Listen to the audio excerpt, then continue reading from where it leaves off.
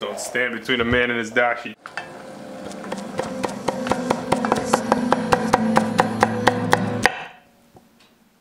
I'm Phil. Welcome to Pretty Good Cooking.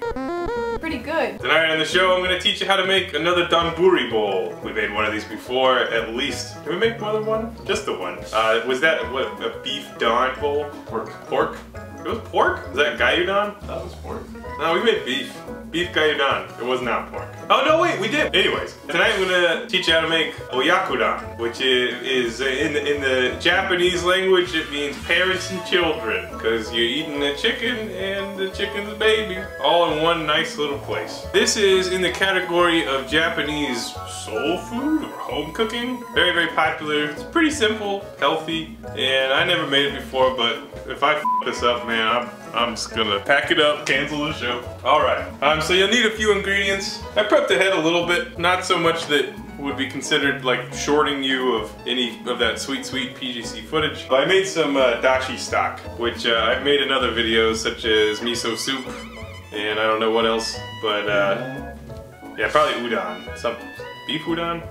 Beef gyudon? Yeah, we'll do a solo video on dashi eventually, but you know, my method of making it is not really worthy of being documented. But I mean, I guess it's the same as anything else where I don't really put the full amount of effort into it. I take some kombu and some bonita flakes. Bonita flakes? Bonito. Whatever, I always get that wrong. I don't know, I pretty much just simmer them for a while and that's how I make dashi. So, got that. Oh, shit. Didn't make a drink. Or have a drink. Me and John are enjoying a couple of Sapporos, a couple of cold ones. They're made in Canada. But I've been on a big Sapporo kick lately. And every time I go to Lucky's, the cashiers there are like, "Ah, Sapporo, very good beer." Had that conversation like 5 times.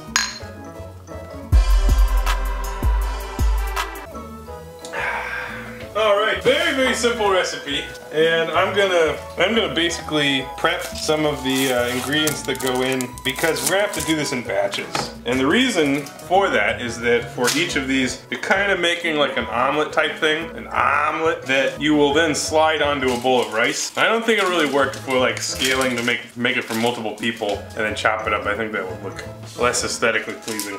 Well, in your brain. Oh yeah, you may be looking at my forehead. I got in a fight with the refrigerator at work. And by fight, I mean that motherfucker jumped right out at me. I opened it up, I just bashed my forehead on the corner of this fridge, and now I have a boo-boo. Enjoy looking at that the whole show. Here I have an onion, which I have created 2 halves of an onion, which I'm just gonna slice. You can slice it any size, it's really up to you. I'm doing a little bit bigger, because, I don't know, I like some substantial onions. Whatever that means. Here's some green onions. We're layering the onion flavors in this dish. And if I was trying hard, cut these real thin on the bisect, but I also probably should have washed them. I give that one the biggest eh. So that was a bunch of onions. I got the green bits. I'm gonna repurpose those later. Next up are some shiitake mushrooms. These aren't the finest specimens I've ever seen, but it's what I was able to find. Don't need a ton of them. I'm gonna give them a quick rinse. And I'm actually just gonna use the caps. But you folks who are real worried about wasting shit, don't worry. I'm gonna reuse the stalks. Probably make miso soup. I think those would be nice chopped up. So don't bust my balls. My balls don't need busting. Alright, so I'm gonna give thin slices, the mushroom, the mushy. This is an optional ingredient, but the food is so simple that I figured if we don't put at least some optional things in it, it literally will be chicken and eggs on rice. Which, I mean, that sounds okay. But, you know, we're about going that extra mile here on PGC. Okay, what else do I need to chop? These onions are getting right into my eyes. Okay, now let me show you guys something that's great, okay? Some people will be asking, actually no one's asked in a long time, but some people were asking, why do I use cutting board toppers? Now look, I am prepping for this meal. I got my vegetables here. Do I want to cut chicken on that? No. Do I want to transfer these to a plate? No, because I just cut them right here. Now look at this. Okay, I'm ready to chop my meat. No cross-contamination, no bullshit. Look at that, I saved I'm saving the planet. Instead of using extra bowls and stuff. This is a chicken titty, it's huge. That's one hell of a tit. Imagine the beast that was on. Can you imagine that? You could use a chicken thigh if you want. We might not even use all this. But what you want to do is cut very thin slices. And the reason that we're cutting very thin slices is that we want it to cook quickly. We're basically just gonna simmer these in a broth very tenderly No use of oil, which is weird, but I guess it's healthy. I guess that's why Japanese people will be living. Yeah, I'm just chopping this chicken. It's really a lot of chicken. I mean, I don't think we need this much. All right, I'm gonna crack some eggs and scramble them too. And for each serving, you can use 1 to 2 eggs. I'm gonna use 2. I'm a hungry boy. I'm actually gonna do 4 here. I'm making a couple bowls for me and John. So you'll see this is scaled up a little bit. Little bitch. All right, and every video recipe, what the f ever that I looked at says, do not over scramble the eggs. And I feel like that's one of those things where like, it just universally applies to all recipes. You're like, I am making a video that contains eggs and therefore I must advise you not to over scramble the eggs. And here I am doing the same thing. So just to make it look even more authentic, I'm using the chopsticks. That's what they use. If you over scramble, you miss out on some of the silky texture of the egg. So you can see there's still distinct portions of the egg there. It's scrambled but not over scrambled. I'm doing a good job. Alright, let's make our broth. Broth. Alright, this is my dashi. It's been sitting in this pitcher. I'll give it a stir because some of the shit might have settled. I'm gonna make a lot of this just because I want to make a lot of this. I'm gonna start with about 1.5 cups dashi. Alright, to that, I'm gonna add some soy sauce. Probably about 2 tablespoons. That was a little bit more.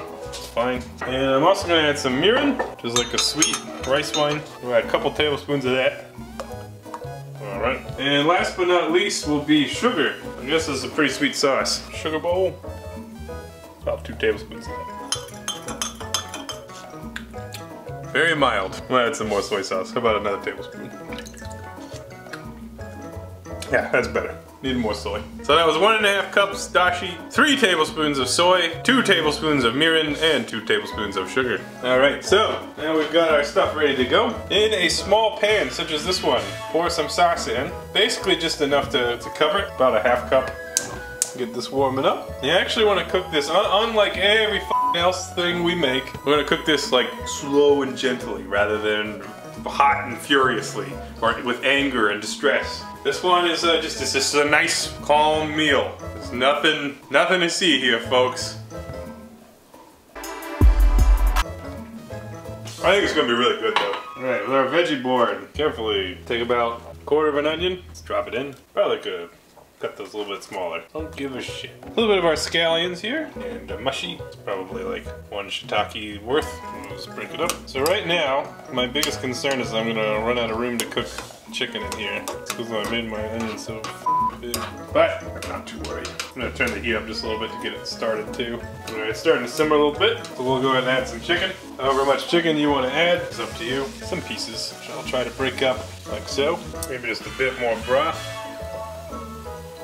We'll gently cook this. Alright, so let's leave it alone for now. This should take about 5 minutes to gently cook this. If you would cut your onions smaller, they probably would cook faster. But roughly 5 minutes. You don't have to stir it up a whole lot, but at a certain point we're gonna have to flip the meat over so it cooks on both sides. And then we'll put in our eggs. And that's basically it.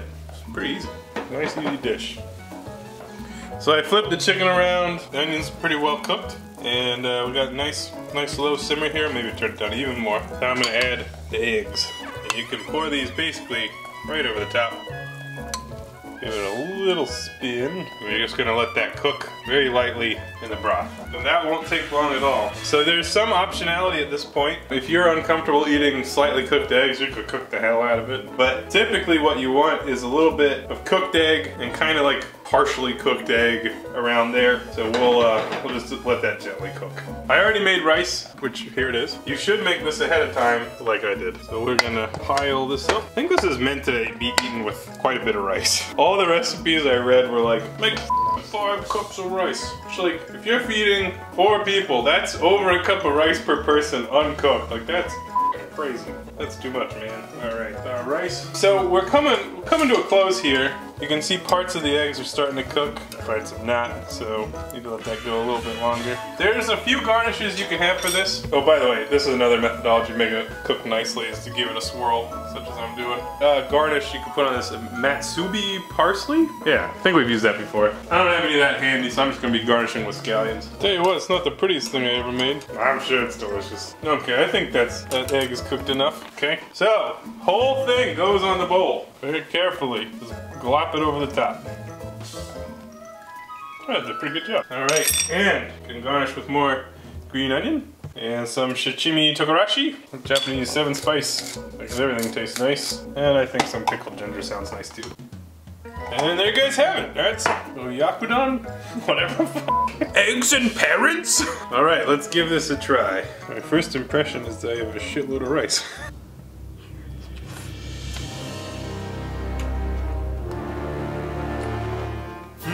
It's really good. I get why this is comfort food. Like it tastes like chicken, but it's like it has that really mellow, almost like soothing flavor of like the sweetness from the broth. Very, very mild. Yeah, it tastes wholesome. I think this is good for you. I think it is. I guess that's how you do it, guys. So yeah, see you later. Goodbye. Goodbye. Goodbye. Ciao.